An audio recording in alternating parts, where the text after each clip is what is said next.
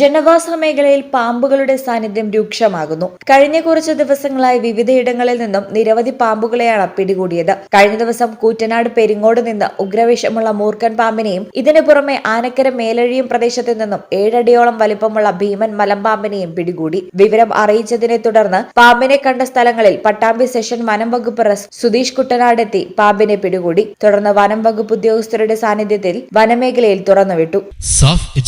Government സ്ഥാപിതമായ Kerala state റൂട്രോണിക്സിന്റെ അംഗീകൃത സ്ഥാപനം കൂടിയാണ് സാഫ് എഡ്യൂക്കേഷൻ.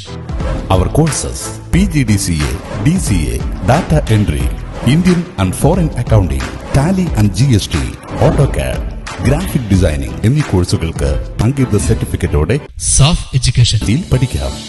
പെൺകുട്ടികൾക്കായി 1 വർഷം ദൈർഘ്യമുള്ള computer TTC, pre primary TTC, fashion designing TTC കോഴ്സുകൾ.